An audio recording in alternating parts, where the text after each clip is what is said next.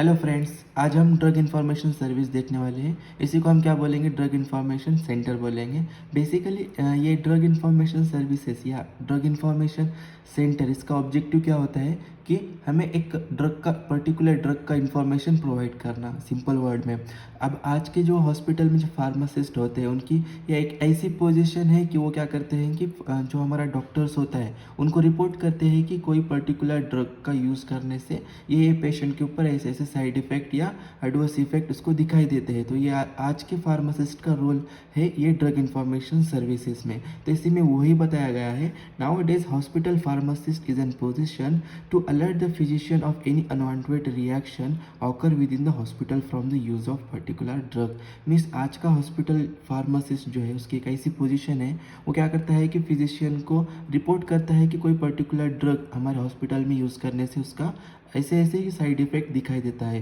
And all this information can be provided to the physician by the hospital pharmacist through the pharmacy library. और ये सब information कैसे physician या doctor को दी जाती है, थ्रू द फार्मेसी लाइब्रेरी। अभी फार्मेसी लाइब्रेरी होता क्या है, what is pharmacy library?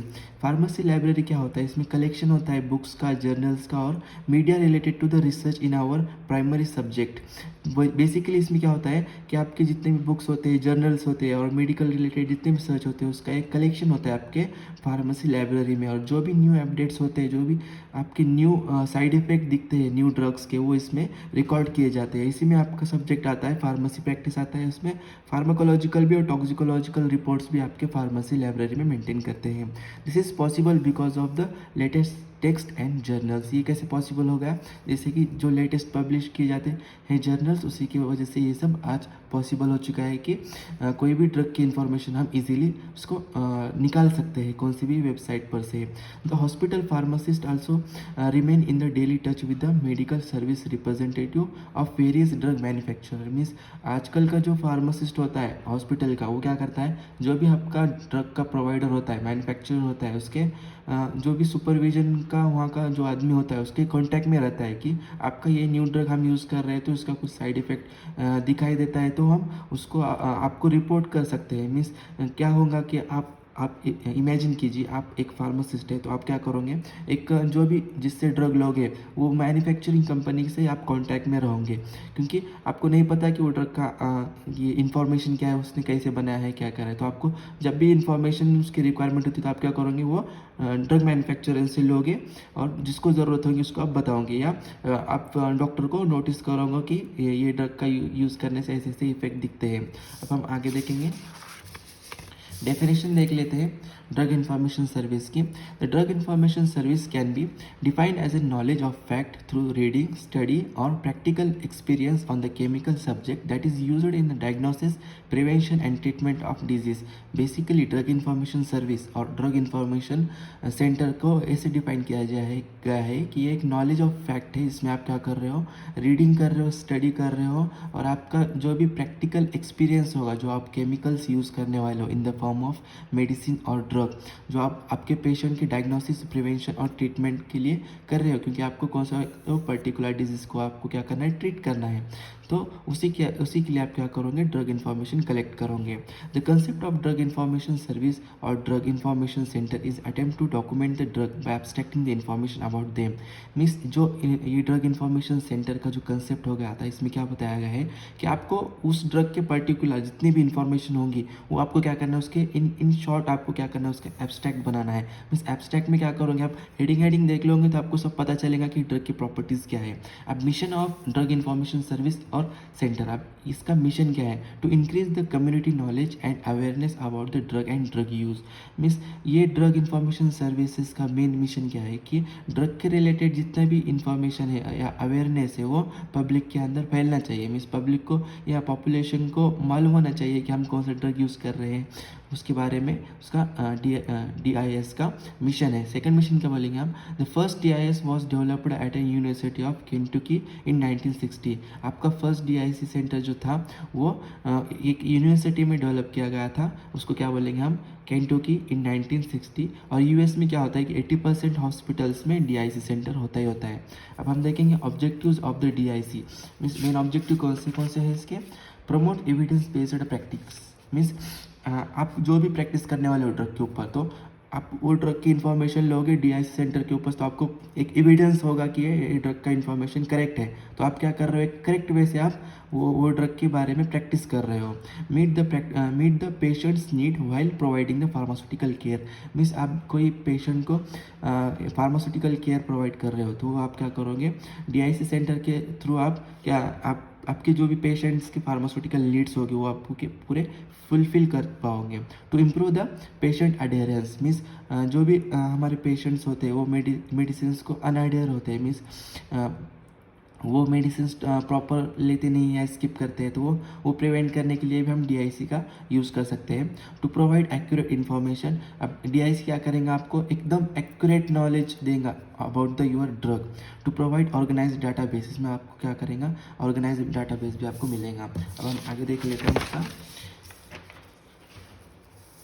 Drug information which is available in the DIC, means अब डीआईसी में कौन सा इन्फॉर्मेशन होता है, आपका ड्रग का जनरल इन्फॉर्मेशन होता है, फार्माकोलॉजिकल इन्फॉर्मेशन होता है कि आपका ड्रग कैसे परफॉर्म कर रहा है, उसकी एफिकेसी कैसी है, क्वालिटी कैसी है, वो आपका सब फार्माकोलॉजिकल इन्फॉर्मेशन में आएगा। टॉक्सिकल लॉजिकल इन्फॉर्मेशन मीन्स आपका कोई ड्रग टॉक्सिक इफेक्ट बताता है, तो वो भी आपको डीआईसी के अंडर इन्फॉर्म करना पड़ेगा।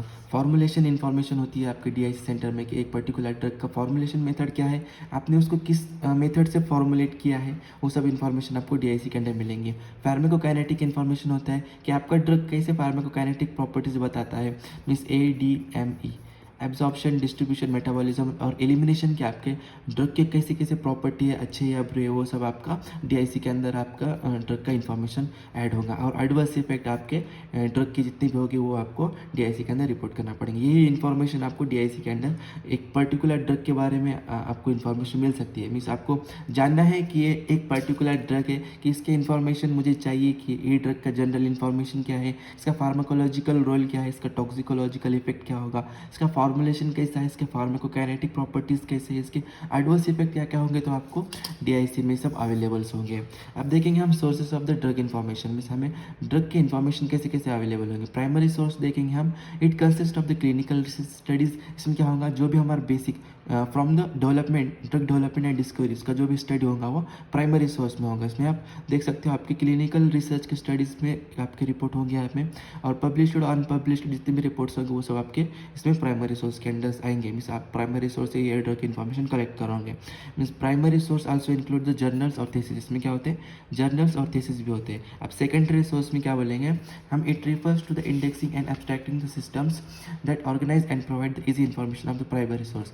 मीन्स इसमें क्या कर रहे हो, आप सिर्फ इंडेक्सिंग और एब्स्ट्रैक्टिंग कर रहे हो जो भी हमारा प्राइमरी सोर्स होता है। मीन्स प्राइमरी सोर्स ये बहुत ही साइंटिफिक लेवल का मीन्स इन्फॉर्मेशन होता है, जो कि जनरल पॉपुलर या जनरल नॉर्मल इंसान को वो लैंग्वेज सूट नहीं होती है या उसको अंडरस्टैंड नहीं होती, तो हम क्या कर रहे हैं, सेकेंडरी सोर्स में उसका इंडेक्सिंग कर रहे हैं और एब्स्ट्रैक्ट कर रहे हैं। मीन्स उस पर्टिकुलर ड्रग के बारे में इन सिंपल वे से हम उसकी इन्फॉर्मेशन सेपरेट कर रहे हैं।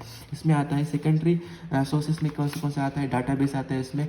फॉर एग्जांपल आपका पबमेड हो गया, National Library of Medicine gateway हो गया, रिव्यू आर्टिकल्स होते हैं। टर्शरी सोर्स में it is summarize the primary secondary data. Means tertiary source क्या करेगा, जो प्राइमरी और सेकेंडरी होगा उसको पूरा समराइज देगा, आपको समरी देगा, पूरा एब्स्ट्रैक्ट देगा टर्शरी सोर्स में।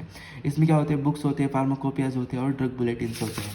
अब आपको क्या करना है, एग्जाम में ये लिखने के बाद में आपको इसे फिगर करना है, ये आपका प्राइमरी, सेकेंडरी और टर्शरी सोर्स होगा। इसमें आपको मेंशन करना है कि प्राइमरी सोर्स में जर्नल आर्टिकल्स आते हैं, थीसिस आते हैं, केस रिपोर्ट्स आते हैं, पेटेंट्स आते हैं और कॉन्फ्रेंस पेपर्स आते हैं। फिर सेकेंडरी में क्या क्या आता है, आपका एब्स्ट्रैक्टिंग और इंटेस्टिंग एंड रिव्यूज़ आते हैं जो कि प्राइमरी सोर्स से मिला गया है। अब टर्शरी में बुक्स और टेक्स्ट बुक्स आते हैं कि सब प्राइमरी और सेकेंडरी और प्राइमरी का पूरा कॉम्बिनेशन होता है टर्शरी में। ये आपका होगा डीआईसी का एक डायग्रामेटिक आप रिप्रेजेंट कर सकते हो आपका अच्छे इंप्रेशन के लिए। अब अदर सोर्सेज देख लेते हैं हम, इसमें आपके नेशनल वेब पेजेस हो गए, इंटरनेट का यूज़ करके आप ड्रग की इन्फॉर्मेशन कलेक्ट कर सकते हो, एनालिटिकल लैब से आप ड्रग की इन्फॉर्मेशन कलेक्ट कर सकते हो, information department of industry means आप डायरेक्टली इंडस्ट्री से कॉन्टैक्ट कर सकते हो regarding your drug in for the collection of information.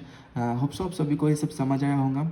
If आपके कोई भी कमेंट हो गए या क्यूरीज हो गए आपके, तो आप कमेंट बॉक्स में आसानी से वहाँ पे लिख सकते हो, आपके क्वेरीज में सॉल्व करने का ट्राई करूँगा। और प्लीज़ सब्सक्राइब कीजिएगा, अभी तक आपने हमारे चैनल को सब्सक्राइब नहीं किया है तो। इसी वीडियो का हम लाइक में रखते हैं, सिर्फ 30 लाइक्स रखते हैं, जान दो। 30 लाइक्स कर दो। और ये नोट्स आपको मैं टेलीग्राम अकाउंट्स पे अपलोड कर दूंगा, so don't worry. Thank you for watching our video.